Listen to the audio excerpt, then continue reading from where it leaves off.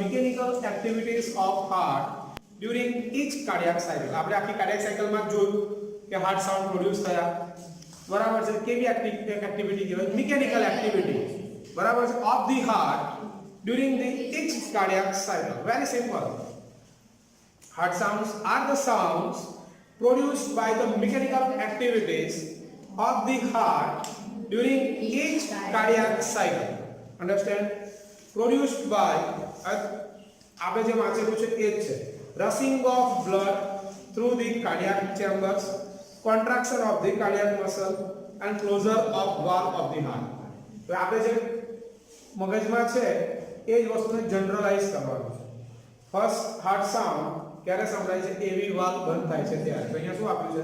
Closure of the valves of the heart.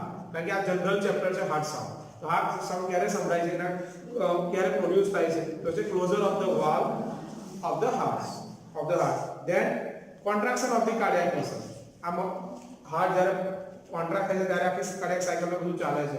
contraction of the cardiac muscle. ત્રીજામાં આપણે વાંચેલું છે rushing of blood, third heart sound, through the cardiac chambers. કશું છે નહીં, ગપ્પા મારવાનું છે ક્યારે સમજ્યા હોય ત્યારે. અને આ વસ્તુ મગજ education is four brain development, બરાબર છે, ડિગ્રી મેળવવા માટે નહીં, બરાબર છે. એનાથી તમારું બ્રેન ડેવલપ થવું જોઈએ, જેથી કરીને કોઈ જીવનમાં કોઈ કોમ્પ્લિકેશન વસ્તુ આવે તો તમે સમજી શકો, બરાબર છે. અત્યારે આ એકદમ માઇનર વસ્તુ છે, આપણે વાલ્વ પર્ટિક્યુલર વાંચ્યો અને અત્યારે આની અંદર આપ્યું છે closure of valve of the heart. તો એક એનું એક જ થયું કારણ, બરાબર છે. ધેન હર્ડ બાય, કેવી રીતે સંભળાય? Placing of the ear over the chest by using the stethoscope or microscope. કેવી રીતે સંભળાય? તમને ખબર છે, કોઈના હાર્ટ પાસે કાન ધરો ત્યારે. અને બીજું by using stethoscope or microphone. There are different types of sounds, heart sounds. First, second, third, fourth. First and second heart sounds are classical heart sounds. These two heart sounds are more prominent and resemble the spoken words love and dub respectively. બરાબર છે? તમે સાંભળો તો ખબર, લવ ડબ. અંદર લવ લવ લવ લવ ના સંભળાય, લવ ડબ સંભળાય, બરાબર. બધું ઉપરવાળાએ એવી રચના કરી છે ને, વર્ડ બી જો કેવો નીકળે છે, લવ, અહીંયા છે લવ, બરાબર છે. ઉપરવાળો ભાઈ બહુ મહાન છે. ઓલવેઝ ઉઠીને એકવાર તમને જે જિંદગી મળી છે એને થેન્ક યુ કહેવું જોઈએ, બરાબર છે. ત્યાં તમે જે બી સપોઝ એન્જોય કરો છો, વોટ એવર, જસ્ટ ઇમેજિન તમે પૃથ્વી પર જ ના, તમે જન્મ જ ના લીધો હોય, તમને ભગવાન મગજ જ ના આપ્યું હોય, તમે શું કરો? બરાબર છે. અને એમાં આપણે જે જડીને ટાઈમ બગાડીએ છીએ એ આપણા મનુષ્યની ખામી છે. શું કામ ઝઘડવાનું? કોઈ પણ હોય, લીવ ધેમ, રાઈટ. ઝઘડીને શું મળવાનું? આટલું સરસ ભગવાને જીવન આપ્યું. તમે મૂવી જોવા જાવ, તમે કેવા ખુશ થાવ છો? કદાચ તમે કોઈ મંચુરિયન આપે, કેટલા ખુશ થાવ? ગુલાબજામુન આપે, કેવા ખુશ થાવ? આવા ખુશી લેવાના સમયે તમે લોકો જોડે ઘૂઘરા કરીને જાતે તમે દુશ્મની ઊભી કરો, રિયલી રોંગ. વચ્ચે એક સર્વે આવેલો, તમે બધા અત્યારે ગ્રુપમાં આવ્યા કે માણસ આટલા કલાક ઊંઘે, આટલા કલાક બાથરૂમમાં જાય, આટલા કલાક આ જાય, તો ગેમ તો બાકી રહી ગઈ હતી. માણસ 10 વર્ષ જીવે છે. આયુષ્ય 70 વર્ષનું છે. ટોટલ 10 વર્ષ એ ખાલી આમ એકબીજાને મળે છે, ફરે છે. બાકી બધો સમય બેકાર જ જાય છે. 10 વર્ષ ખાલી. 10 વર્ષમાં આપણે ખાલી પેલી આવું કર્યું, પેલા આવું કર્યું, એમાં આપણો 5 વર્ષ તો આપણે એમાં જાય છે, બરાબર છે. સિરિયસલી, તમને જે ગમતું હોય તમે કરો, એને જે ગમતું હોય એ કરો. આપણે એની જોડે કોઈ લેવા દેવા નહીં. એ તમે પથરો મારે તો તમારે રિએક્ટ કરો, બાકી તમે એને પેલા પથરો તારે શું લેવા દેવાનું? બરાબર. સ્કૂલમાં તમે આવું કરતા હોય, મેડમ આ દીક્ષેનનું રબર આને લઈ લીધું, પણ તારે શું છે? બરાબર છે, બરાબર. એટલે નાના હોય અલગ વસ્તુ છે, પણ આ બધું ધીરે ધીરે મેચ્યોરિટી કહેવાય, બરાબર છે. એ આવવી જોઈએ. અને કેવી રીતે તમે જેમ જેમ એક્ઝામ આપતા જાઓ ને તમારી મેચ્યોરિટી વધતી જાય. ટુ બી વેરી ફ્રેન્ક, અમારા ફિઝિયોવાળા બે આપી છે, practically they are more mature than nursing student.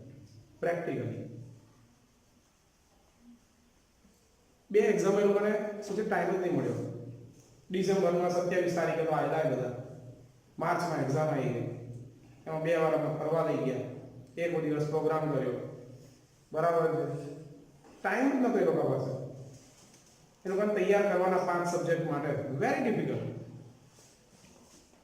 પછી તરત ફરી એક્ઝામ આવી જશે. હવે બીજી આપી એ લોકોને ખબર છે કેવી રીતે એક્ઝામ અપાય, બરાબર છે. એ લોકો હજુ પહેલી જ આપી છે અને એમાં વિચારવાનું કેમ નહીં આને મને ખબર છે, બરાબર છે. કે એન્ડ ટાઈમ પર જ નહોતો, છતાં હું છેલ્લે એક્ઝામના દિવસે એ લોકોને ડાયરેક્ટ એક્ઝામમાં મળવા જતો હું, પણ અહીંયા તો નહોતો હું, બરાબર છે. એ લોકોને હું જ્યારે હતો તે લોકોને વેકેશન હતું, એક દિવસ જ્યારે આવવાનો ત્યારે હું નહોતો, એ લોકો મળ્યા જ નહોતા. પછી હું ફાઇનલી છેલ્લે એક્ઝામના દિવસે હું એ લોકોને ડાયરેક્ટ મળવા ગયો હતો. કારણ કે પહેલાં તો એ અમે 35 જણા જે હતા એ જ હતા અને બધા આવી રીતે બધાને ભણાવતો હતો, એનેટ ને ફિઝિયો. પણ એ લોકોએ ગડબડ કરી કે અમારે તો અમારી ચોપડીનું વાંચવું છે, એમાં પછી રહી ગયું અને જીદ કર્યા કરતા હતા, ખોટી દલીલો કર્યા કરતા હતા. પછી મેં ધીરે ધીરે છોડી દીધા. છેક સુધી એનેટ નહોતું પત્યું, ફિઝિયો નહોતું પત્યું, માઇક્રોબાયોલોજી નહોતું પત્યું એ લોકોનું. અત્યારે તમે કાર્ડિયાક સાયકલ ભણ્યા, તમને શું ખોટું લાગ્યું? તમને આવડ્યું ને? એ લોકોને ખબર નહીં હું હતું, તમને અમારી ચોપડીમાંથી ભણાવો.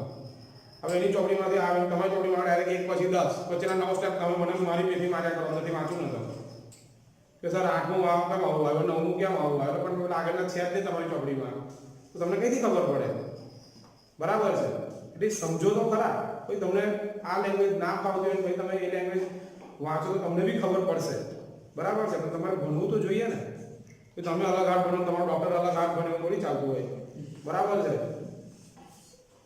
તો તમારો સિલેબસ બેઝિકલી બહુ નાનો છે, પણ તમારે બેઝિક કોન્સેપ્ટ તો ક્લિયર હોવા જોઈએ ને, બરાબર છે. એ બી અંદર ક્લિયર નથી થતા, એવું થાય છે.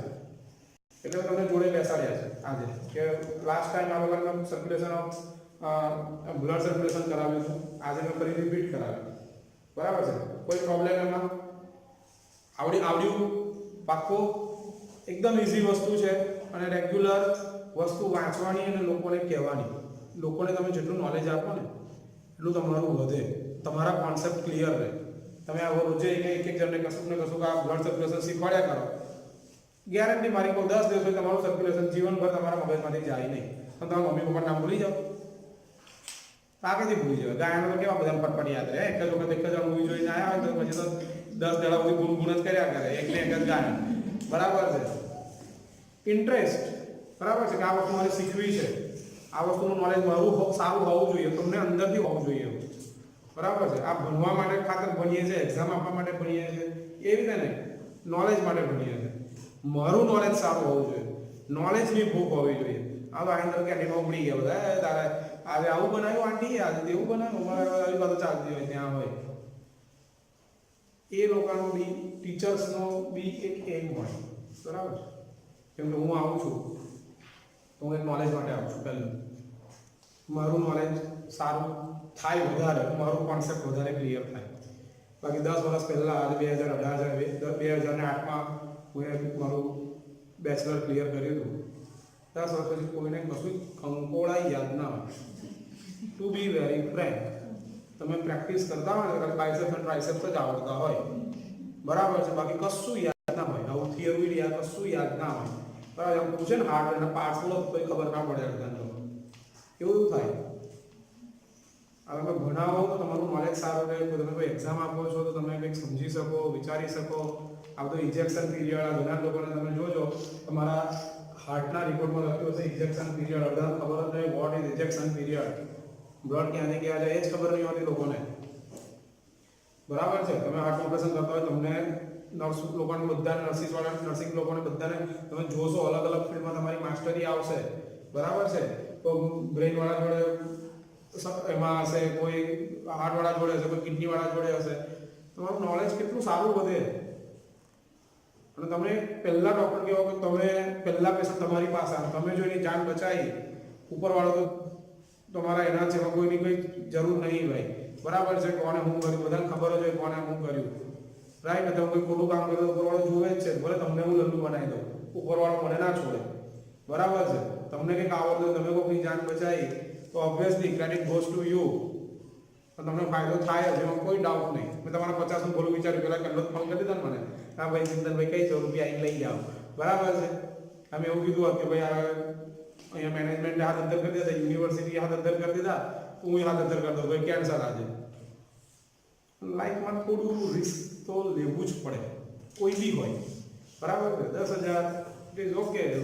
અને દુનિયામાં માણસને બે ત્રણ વખત જ દુઃખ થાય. તો પેલું રૂપિયા જાય ત્યારે આ પ્રેક્ટિકલ લાઈફમાં, બીજું કોઈ અંદરનું કોઈ ટપકી બકી જાય ત્યારે, અને ત્રીજું ગર્લફ્રેન્ડ છોડી જાય ત્યારે, ગર્લફ્રેન્ડ છોડી જાય ત્યારે. બરાબર છે, એટલે બેઝિકલી આ એક બધા ચક્કરમાં લોકો ફસાયા કરતા હોય છે. એના સિવાય કોઈ ચક્કર છે નહીં લાઈફનો. બરાબર છે, દુનિયા દોડતી હોય તો રૂપિયા માટે દોડતી હોય, ના મળે દુઃખી થઈને બેસી જાય. બરાબર છે, આના લીધે રૂપિયાને લીધે. કોઈ લઈને આવ્યા હતા, કોઈ લઈને જવાનું છે. હું જઈશ તો આવડવા જતો મારે સ્ટ્રોક હોય એવું લઈ જશે. બરાબર છે, સ્ટ્રોક અમર થઈ જશે, પણ એવું છે કરી દીધું છે ને. એટલે કામ એવા કરો કે નામ તમારું આખી જિંદગી રહે. બરાબર છે, એટલે દુઃખી બુખી તો વાત જ નહીં કરવાની. Always be happy, go ahead.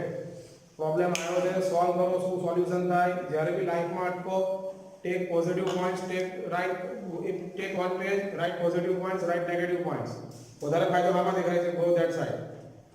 પછી ઉપરવાળો જોયું જશે. બરાબર છે, સિમ્પલ વસ્તુ. પ્રોબ્લેમ આ બહુ મોટી વસ્તુ છે. બધા માર્કેટમાં બહાર નીકળે છે અને શું કહે છે, એન્જિનિયરિંગ વાળા પૂછો તો એન્જિનિયરિંગ જેવું ખરાબ કશું જ નહીં.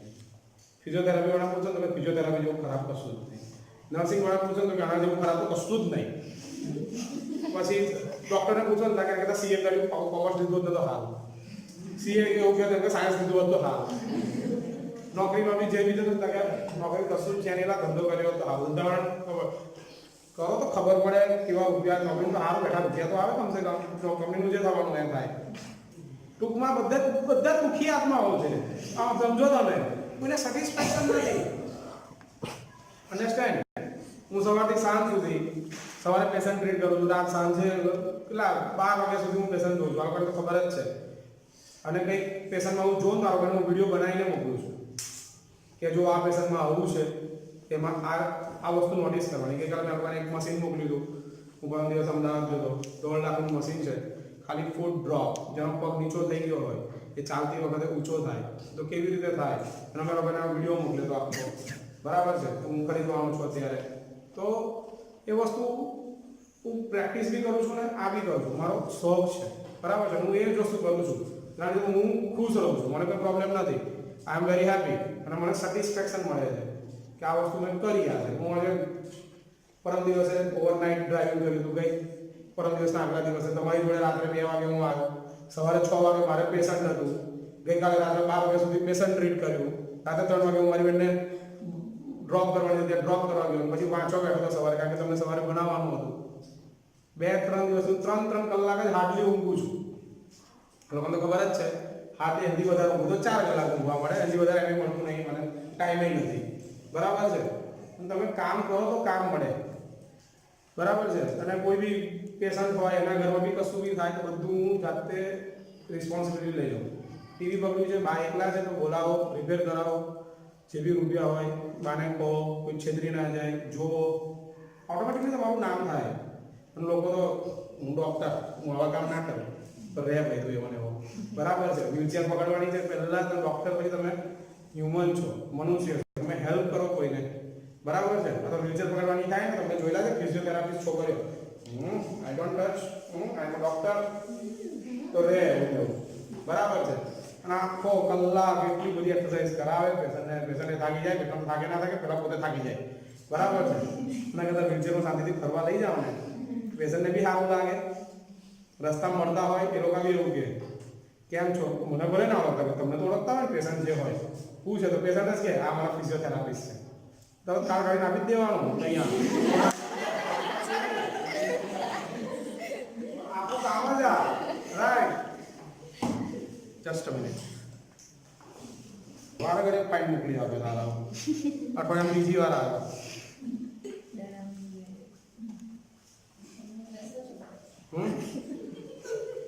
અને એમાં પાછું મારી બેનનું એક્ટિવ આવે sorry mild heart sound it is not heard by using stethoscope in normal condition but it can be heard by using a microphone.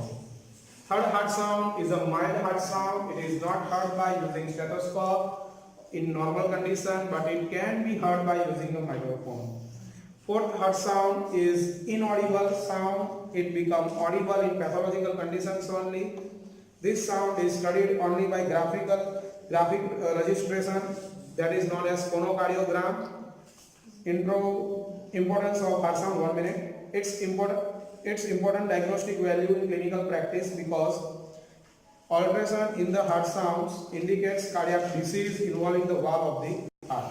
પછી વસ્તુ છે ને એને પછી ટેબલ રેફર કરવાનું છે આપણે ચાર હાર્ટ સાઉન્ડ છે બરાબર પહેલો બીજો આપણે ખબર જ છે what is heart sound? It is the sound produced by the mechanical activities of the heart during each cardiac cycle, produced by the closure of the valve, contraction of the cardiac muscle and rushing of blood through the cardiac chambers, right? It is heard by placing your stethoscope, heard by keeping your ear on the chest by using stethoscope or microphone. Types, 4 types, first, second, third, fourth. First two is known as classical heart sound. These two heart sounds are more prominent and resembles the spoken words love, dub. Third heart sound is mild heart sound. It is not heard by using stethoscope in normal conditions, but it can be heard by using microphone. Ekdam easy છે. Fourth heart sound is inaudible sound and it becomes audible in only pathological conditions. This sound is studied only by the graphic registration or phonocardiogram. Importance of heart sound. It is the diagnostic value in clinical practice. First is diagnostic value in clinical practice. And alteration in the heart sound એમાં કંઈ ગડબડ થાય તો it indicates એ શું indicate કરે છે cardiac disease heart સાથે શું નક્કી કરે cardiac disease involving the wall of the heart કદાચ વાલ્વની કોઈ પ્રોબ્લેમ હોય શકે. Understand? Now page number 92.